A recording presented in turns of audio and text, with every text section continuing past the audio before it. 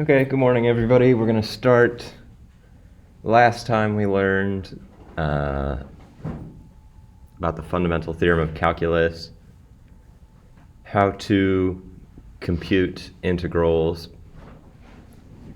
by taking their antiderivative, plugging in the limits of integration, and then subtracting those two numbers.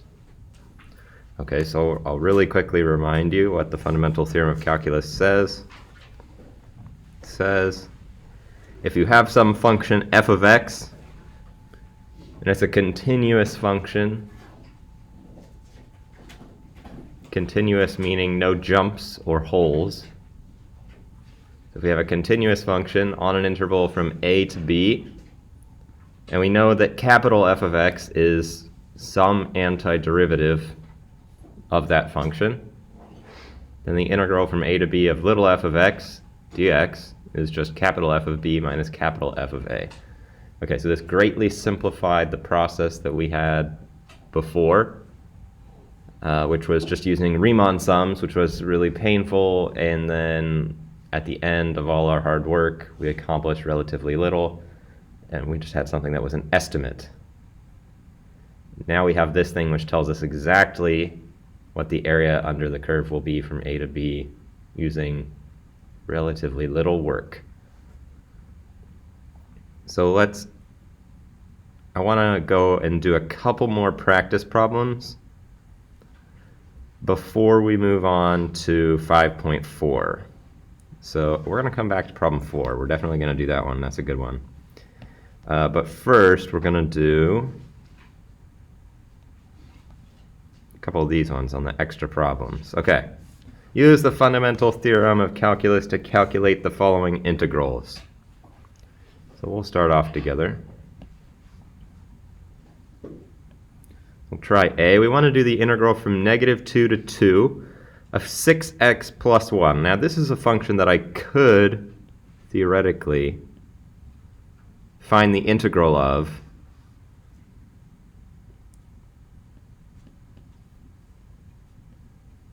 by just drawing the graph, because 6x plus 1 looks like a line.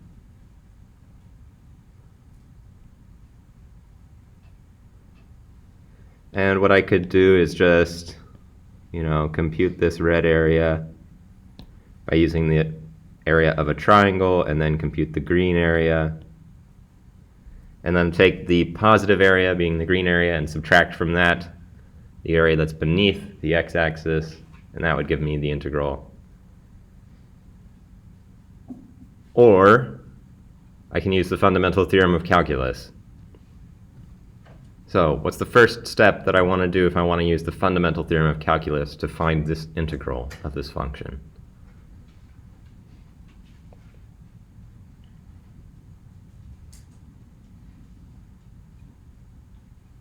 Yeah, Dylan? Yeah, find an antiderivative for 6x plus 1. So remember, we learned a lot of rules about how to do these antiderivatives. We had a rule for the reverse power rule.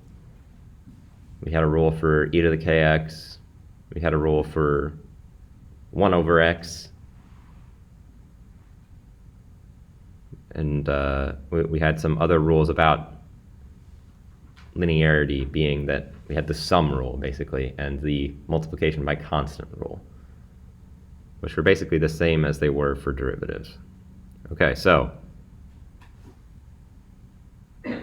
finding the antiderivative of 6x plus 1 is relatively straightforward. For the first term, we raise the power by 1, so it'll be 6x to the power 2, and we divide by the new power. And then for the second thing, again, this is just 1 times x to the power 0. If we raise the power by 1, we get 1 times x to the power 1 divided by 1. And then we write this funny looking bar on the right hand side to say, okay, we've done the integration, found our antiderivative, and now we need to plug in. So this bar means take this function and plug in the numbers 2 and -2. Okay, we always plug in the top one first, and then we subtract from that the value that we get when we plug in the bottom number. Okay. So we'll plug in 2, we get 6 times, oh well, this can be 3x squared plus x squared, evaluated at -2 and 2. So we're going to get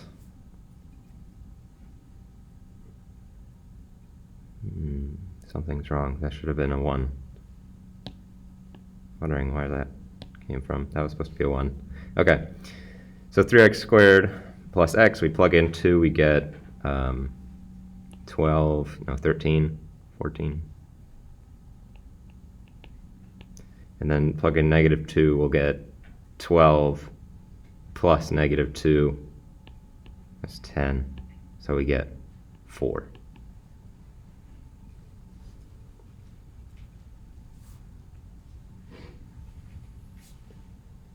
So that's one way in which we use the fundamental theorem of calculus to calculate these integrals.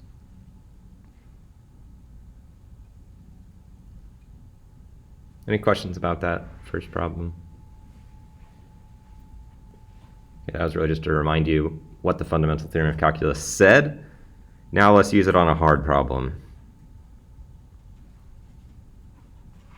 All right, we're going to do problem 4. We want to find the value b such that the area under f of x equals 3x squared between x equals 1 and b is equal to 124. Okay, so let's draw a picture of what's going on here.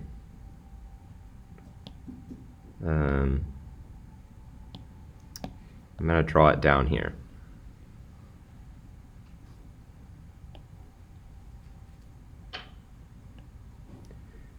Okay, so we have some function 3x squared. It looks something like this.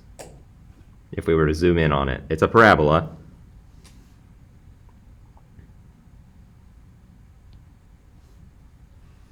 Okay, and we take this point right here, 1.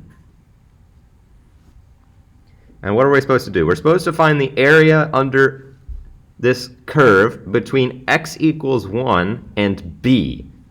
So what we're going to do is take differing values of b here. Maybe b is there, or maybe b is over here. And what we're going to do is consider where should we put b on the x-axis to make this area exactly equal to 124. So we want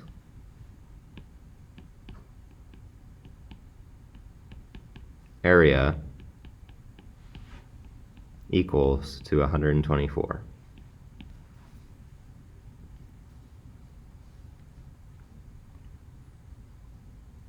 Okay, so we're sliding b left and right until we get the area that we want.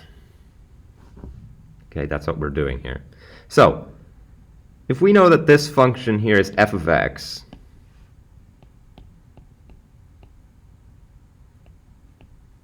and that's equal to 3x squared,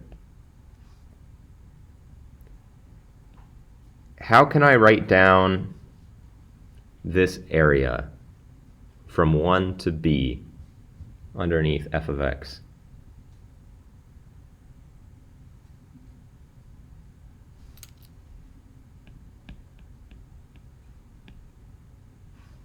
Area equals blank. I want a formula for it.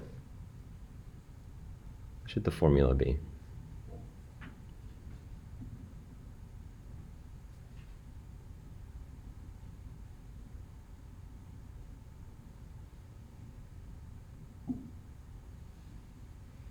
Yasmin? We're going to do integral from 1 to b of the function 3x squared. Very good.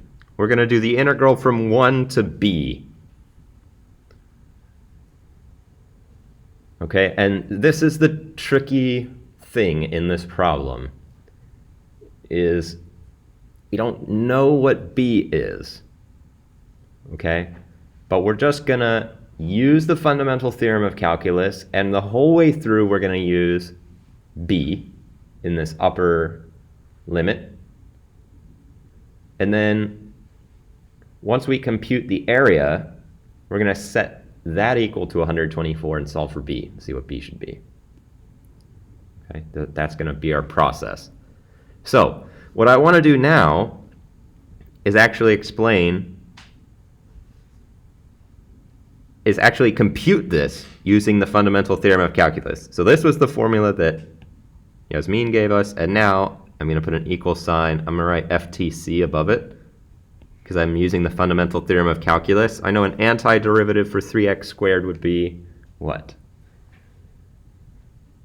3x squared is the derivative of the function blank.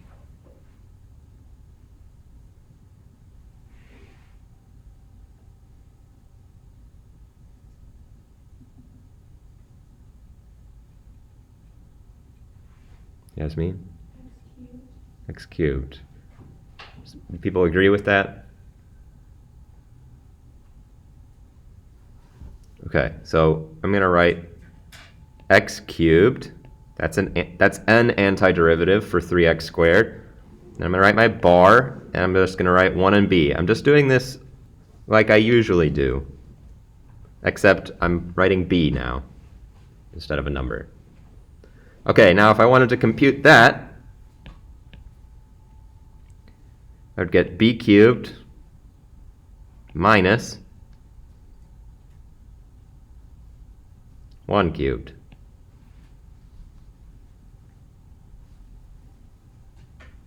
Which is just 1. So, what have I said so far?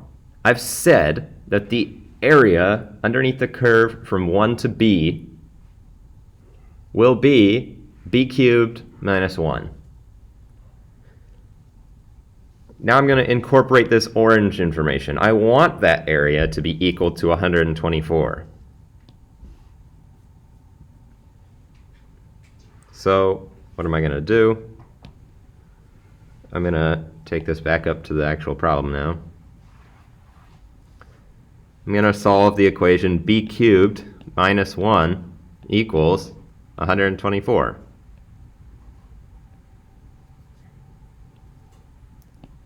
Therefore, b cubed equals 125. Therefore, b is equal to what number? Yeah, 5.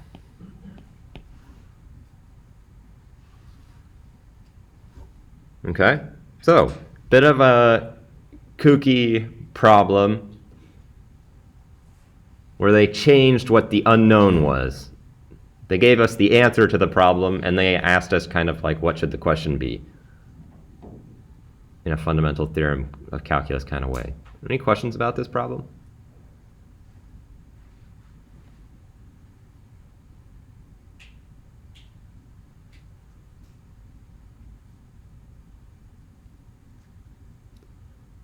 Okay, move on to 5.4 then.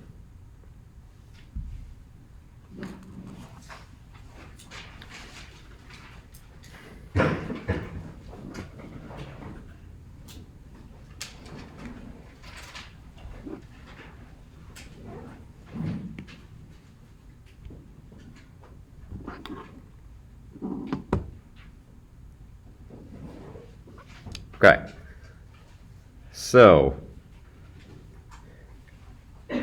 the sort of motivating question here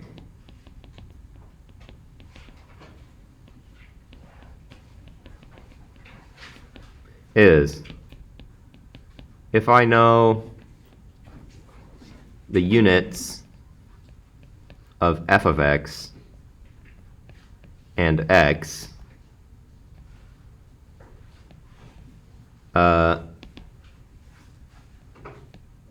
what units should I use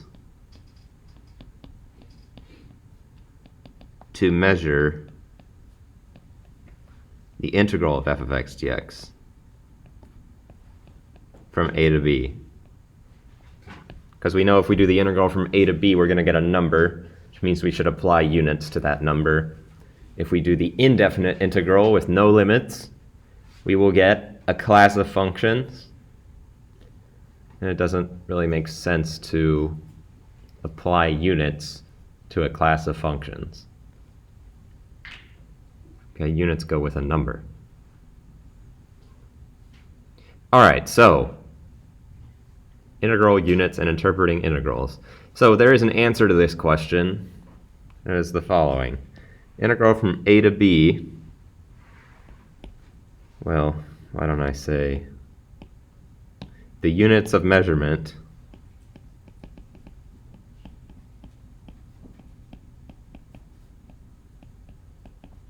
for the integral from a to b of f of x dx are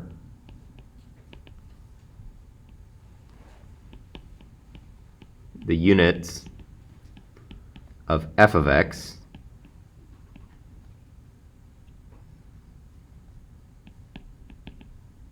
times the units of x.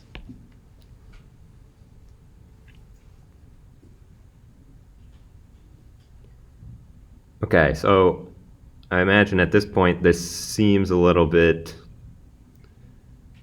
confusing. So let me explain with an example.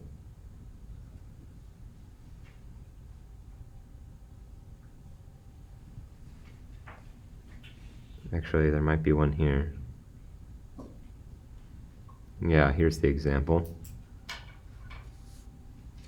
Okay, we'll just do problem 1 then. That works. All right.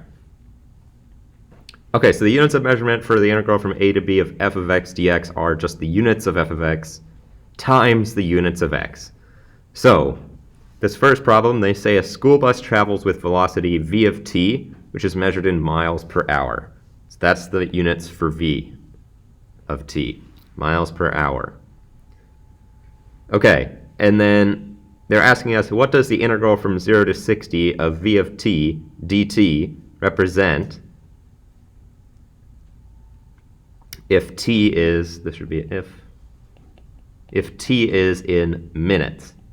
So minutes, that's the unit of measurement for t.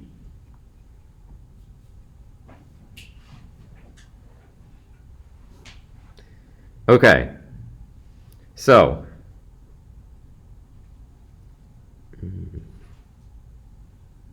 this is interesting.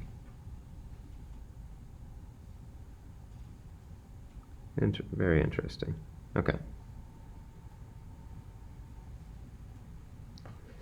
All right, so we have some function.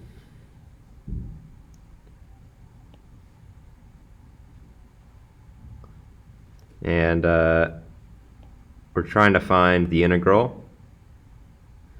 And the question is referring to this area under the curve here. This is v of t. And this is t. Something a little bit confusing about this problem, which is that v of t is measured in miles per hour, but t is in minutes. Okay, so that's a little bit confusing. So let's first figure out what the units are. The units of integral from 0 to 60 v of t dt are miles per hour times minute. Okay. Now the way that we need to treat with this is to recognize that a minute is how much of an hour?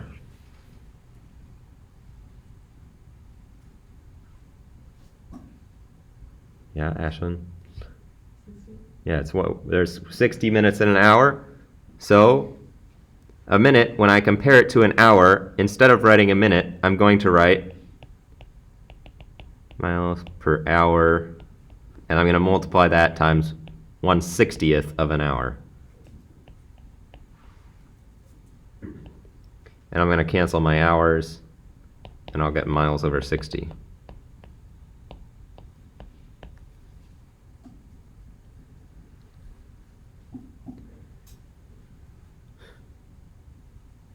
Okay, so those are going to be what my units are going to be. And the question is, now,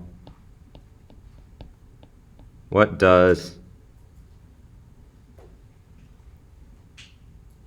integral from 0 to 60 of v of t dt represent in terms of the problem?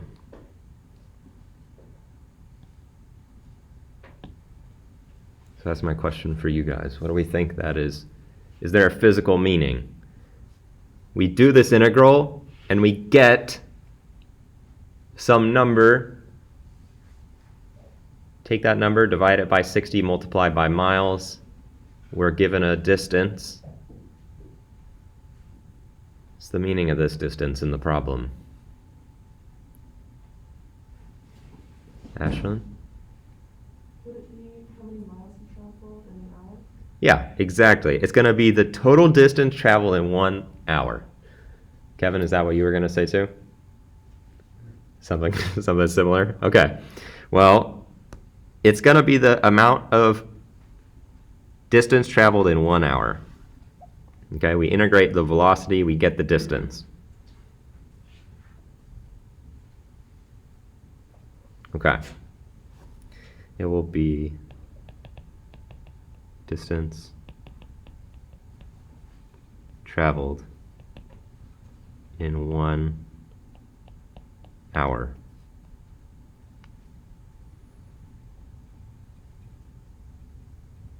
I think the easier thing to do would be to set up this problem as the integral from 0 to 1 of v of t dt. No, that won't work. We need to do v of t over 60. No, we need to do v of 60t. Never mind. Disregard. We're not going to talk about u substitution until later. Yeah, okay. So that's the way that this integral gets set up. So what is this to say? We should just take the units of measurement for f of x. In our case, it was velocity in miles per hour, and we multiply that times the units of x, which for our case was the units of t, which was minutes. Okay. So we take a minute, we divide it by an hour, we get 1 over 60, and we keep our miles. Questions for that problem?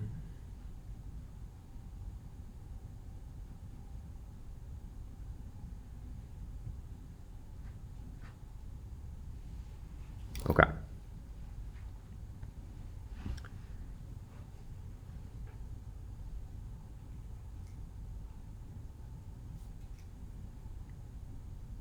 All right, so let's try this second one. We'll try d of t, where d of t is the rate at which a drug leaves the system in grams per hour, and t is in hours after administration. Okay, so the units of integral from 3 to 5 of d of t dt will be the units of d of t times units of t.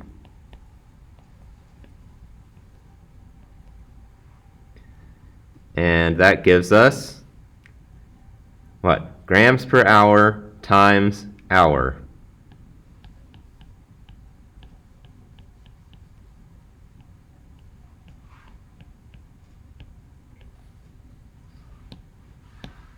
So we can cancel the hours and we get just grams. So D of t is measuring the rate at which a drug leaves the system in grams per hour.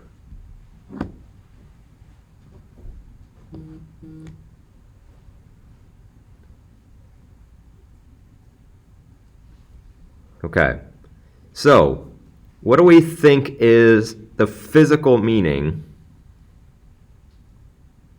of this integral? We consider the rate of change in a drug in our bodies over a certain amount of time. And we wind up with some number which tells us units in grams. What could the physical meaning of this be? Anybody here pre-med? One pre-med person? Not that it's necessarily going to be calculated on a daily basis, but it's an important concept. What do we think here? If we take the rate at which a drug leaves the system and we consider that rate over a certain period of time, it's not unlike our velocity over a certain amount of time. We got the distance, total distance. Any ideas here? Ashlyn? Would it just be how many grams are left in the body? You're very close. It is going to be an amount of the drug, but it's not going to be the amount that we have left.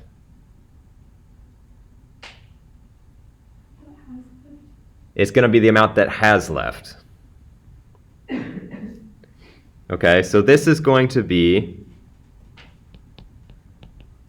amount of drug that has left the body.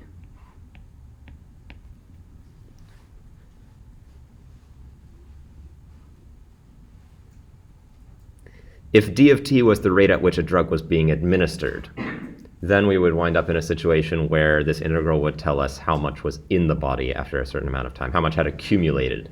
But since d of t is the rate at which it's leaving, when we consider the accumulated change, we're talking about a certain amount of drug which has left the body. Okay, so this can all be kind of summarized in the following statement. Okay, if f of t is a rate of change in a quantity,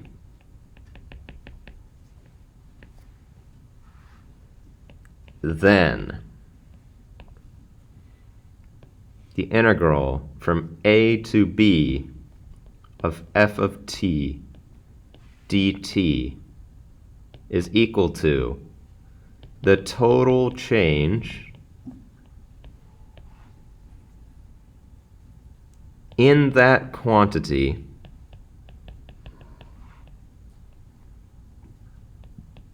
from the time where t is equal to a to the time when t is equal to b.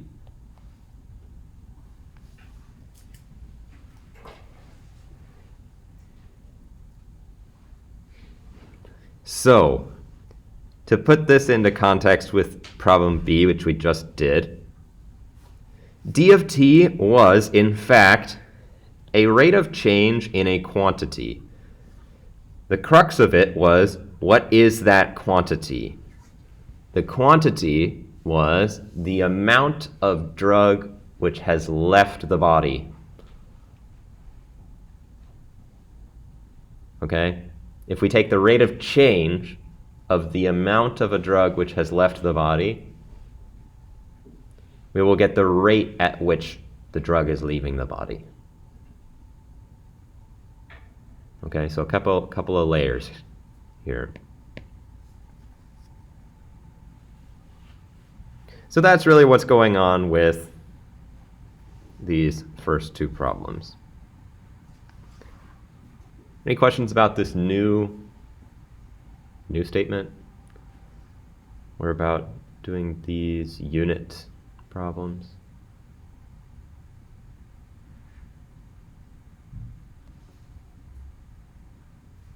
Okay, can go on and do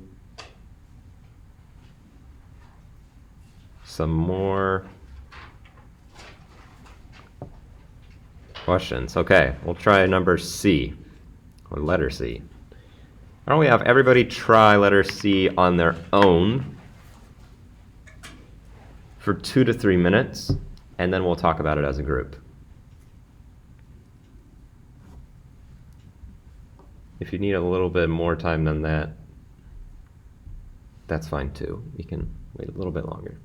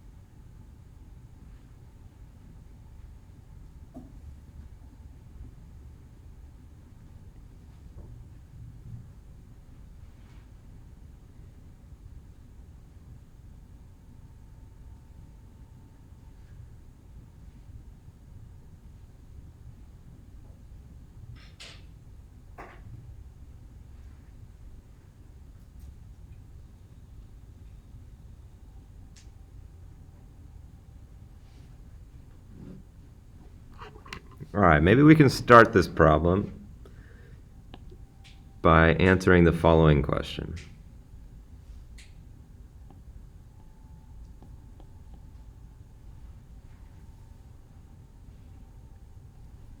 Why don't we start by saying, what is marginal profit? What is the definition of marginal profit?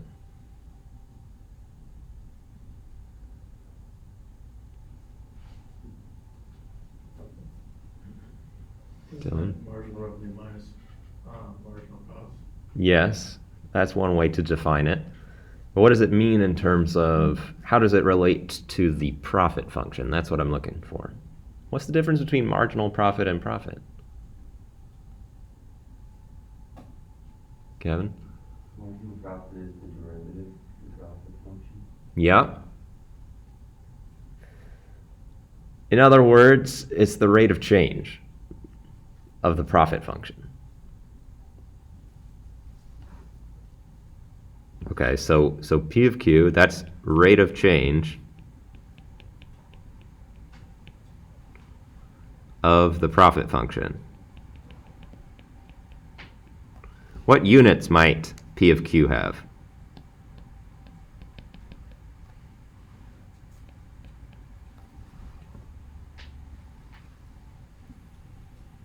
Yasmin? Dollars per item. Perfect. Maybe dollars per item. That's one thing. They don't really specify in this problem, but it could be dollars per item. Sometimes it'll be thousands of dollars per item, or so on and so forth.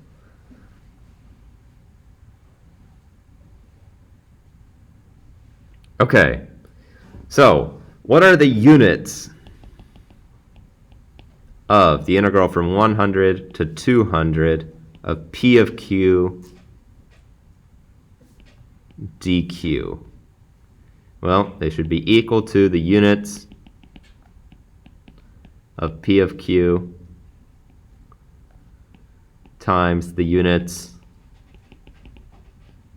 of Q, which is dollars per item, times item.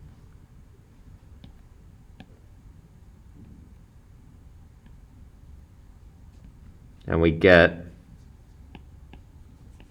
a dollar amount.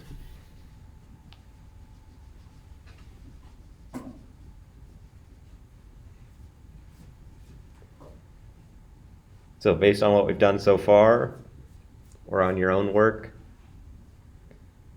would anybody like to take a crack at answering the question? We want to answer, I guess the question that we really want to answer here is, we're supposed to explain in words what the integral represents. So what does this integral from 100 to 200 of P of Q dq represent? Yes, Ashlyn? Is it the amount of profit made as one additional unit is added? Like, or one additional item added? You're close. So it is going to be an amount of profit made. So the remaining question is just, what does it mean when we take this integral from 100 to 200? Yasmin? No, no profit made like in between those two amounts of items. Exactly. If I'm running a lemonade stand, this is the amount of profit that I made off of the 101th lemonade to the 200th lemonade. Okay, does that make sense? So this is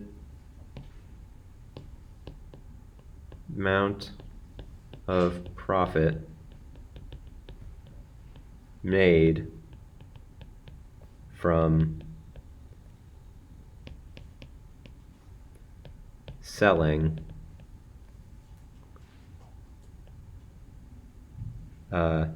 units number 101 to 200.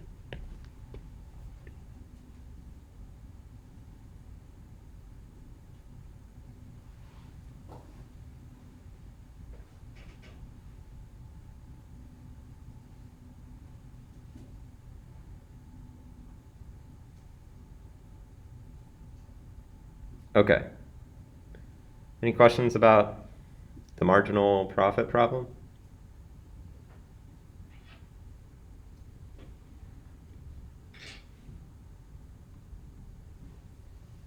All right. let's do this last one just to really bring it home.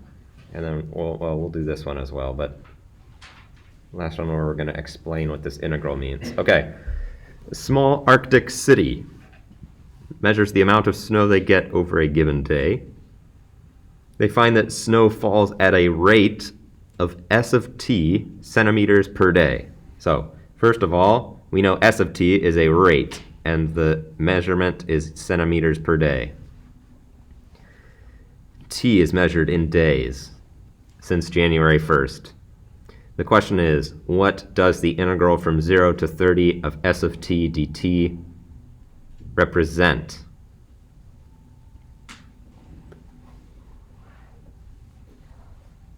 Anybody want to take a direct crack at it and just try to verbalize what that means?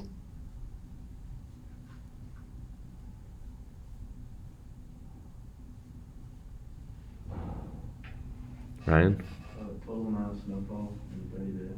Yeah, total amount of snowfall in January, 30 days. Okay, so the units are centimeter per day times number of days. We cancel our units, days, and we're going to get something in terms of centimeters. We're going to get some measurement in terms of centimeters.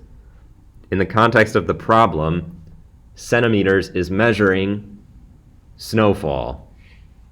Okay? So, integral from 0 to 30 of S of t dt is going to give us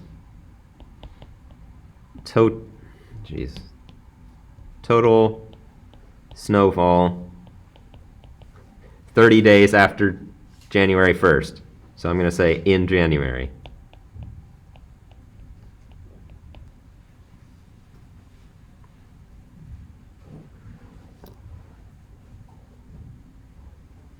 Questions about that one? Okay.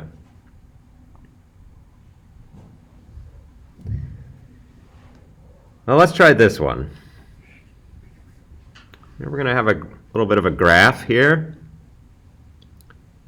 And we're going to consider this graph, which measures a runner's heart rate of change. So a runner's heart rate is changing at a rate of B of t beats per minute per minute. So beats per minute is measuring the speed of your heart rate. What would beats per minute measure?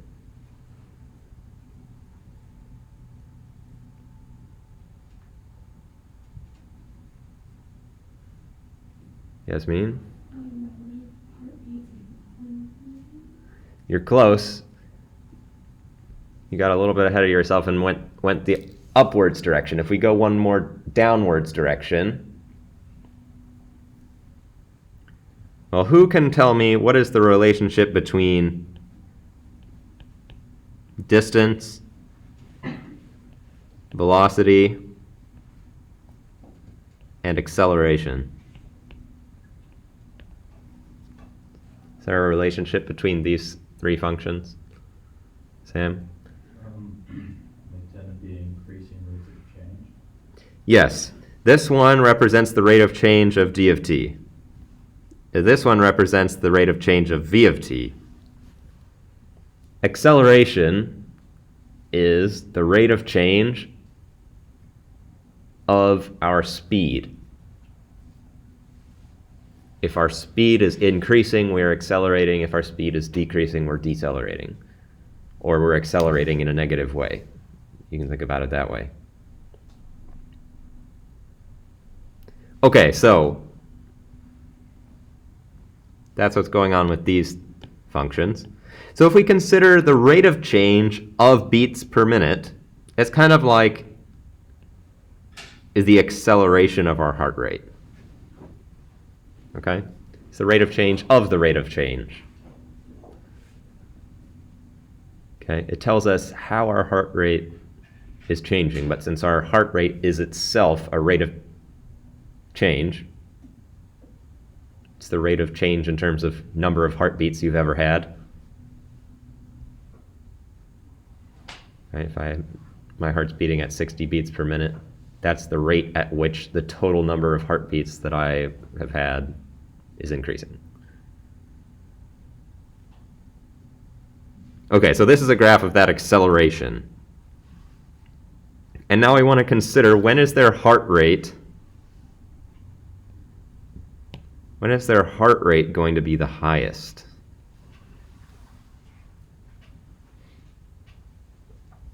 When is their heart rate going to be the highest? Okay, the leading question is,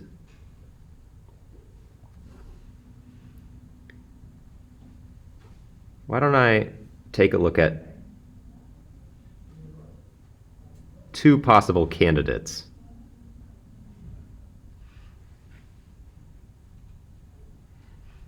Well, we'll do three possible candidates. Of the points A, B, and C,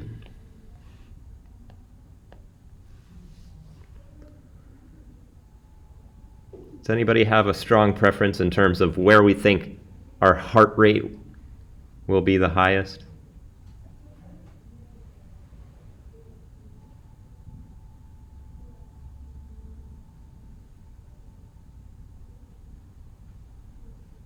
Yasmin? At A. At A. Okay, so let's think about it. Take a look here. So this is measuring beats per minute per minute. So at this point A here, we have B of t reaches a maximum.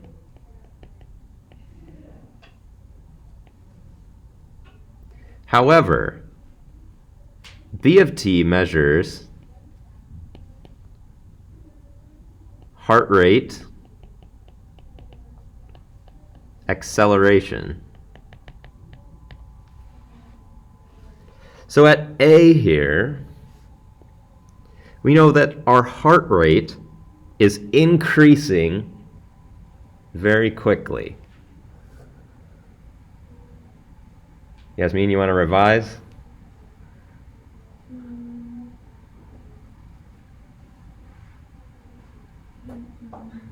Okay, no worries, no worries. Okay, I think that I should really talk more about what's going on here with this graph. Let me erase this stuff. And let me talk about it through the lens of this statement I made up here. If f of t is a rate of change in a quantity, then the integral from a to b of f of t dt is the total change in quantity from t equals a to t equals b. So, if I have a function f of t, this is kind of what my function looked like down there. If it's a rate of change in a quantity, then this area here is going to represent the total change in that quantity from t equals a to t equals b.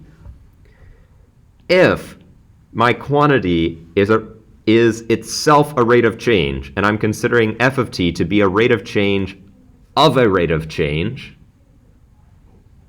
and I look at this integral, it's going to be the total change in my original rate of change. What does that mean? If I have this graph here showing beats per minute,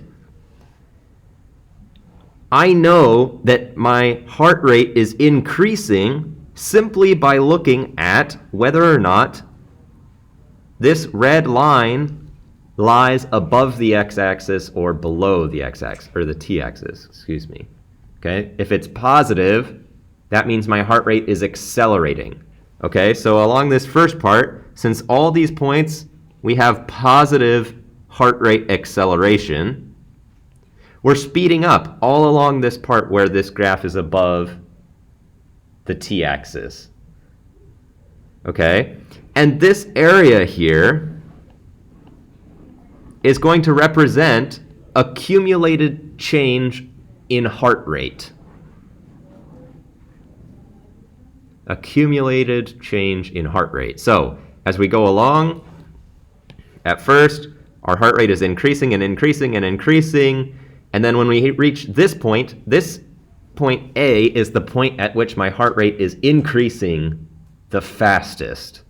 Okay, that's when my gas pedal is on the floor. Okay, I'm accelerating very fast. And then I ease off the gas, but I'm still accelerating because this is above the t-axis. I'm still accelerating. My heart is going faster, but the rate at which my heart rate is increasing is going down.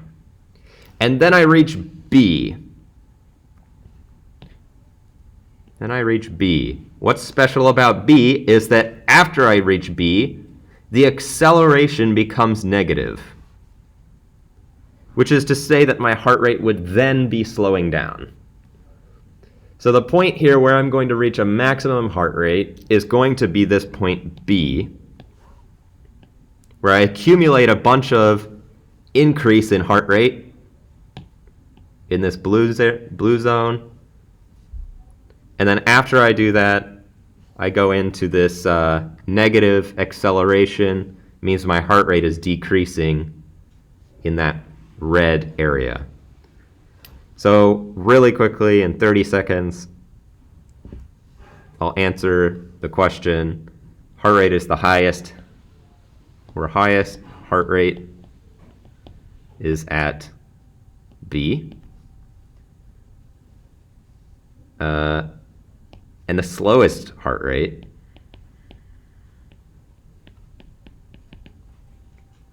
is at t equals 0. Okay, because our heart rate, the way we read this is our heart rate increased a ton, and then it decreased a little bit. And we're considering really the accumulation of the area under the curve here. That's what's going on. But I think this heart rate problem is pretty confusing just because it's a rate of change of a rate of change. So if you have more questions about it, you can hang out after class. Otherwise, we're done for today. See you next time. I have office hours today also from 12 to 1.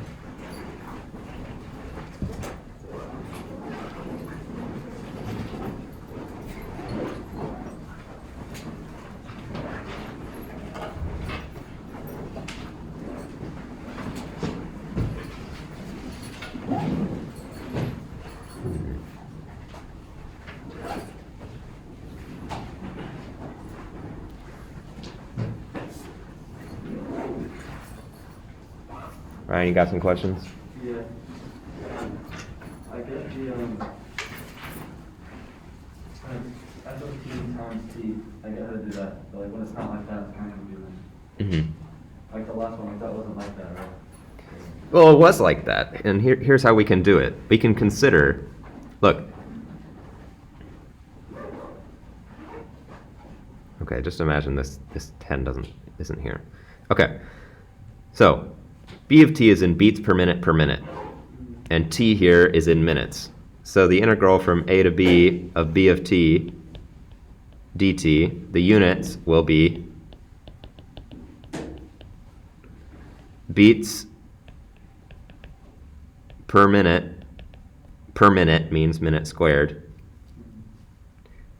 And we'll multiply that times the units of minutes. We'll cancel 1 power of the minutes here, and we'll get beats per minute. Okay. So, what is this saying? This is saying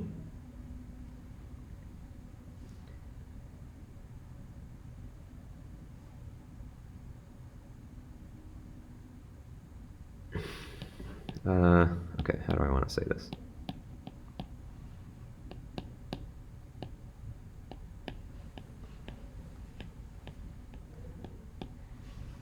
this is saying that if I look at this graph and I take 2 points, A and B, these 2 points, this is saying that this area, Total beats per minute, like during that time frame. it's not quite. It's a measurement of accumulation of beats per minute from A to B. So, what is changing from A to B? What's changing is the beats per minute of my heart. So, what this area represents is the total change in beats per minute. So, if at time A, my heart is beating at 60 beats per minute, and at time B, my heart is beating at 80 beats per minute, then what that is saying is that this area here is 20. So it's confusing because we say, okay, if B of t is a quantity, a rate of change of a quantity, then this integral represents the total change of that quantity. Change of a rate of change. Exactly. So it's a change of a rate of change. So since our original function is already describing a speed, when we consider the rate of change of our speed, the integral of that rate of change of our speed will represent the total change in speed. Okay, so the only difference here is that in this case, the quantity, B of t is a rate of change in a quantity. It just so happens that that quantity is also itself a rate of change. Okay. But there's a good physical meaning for, what is the rate of change of a rate of change is the acceleration of that original quantity. So if we have some quantity like distance and we consider the rate of change of that, we get velocity. If we consider the range of change of that, we get the acceleration. Okay? So if I consider the integral from a to b of v of t dt, this is going to be the total change in distance. If I consider the integral from a to b of a of t dt, that will tell me the total change in velocity. So that's pretty much like for the problem above was the velocity, like it accelerated, or no, it accelerated by 20. Exactly, exactly. Mm. Yeah, the total change in velocity, that's the total acceleration. I get it. Thank you. Mm-hmm. Yeah, this problem is non-trivial, to say the least. I think it's this problem is really challenging. Yeah. I think really the most difficult thing about it is just the fact that we have a rate of change of a rate of change. Yeah, it's hard to like grasp. Yeah. Yep. That was helpful, that like the line, the distance to velocity to acceleration, that helped a lot. Mm-hmm. Yeah. Okay, maybe I'll talk about that with our students next time.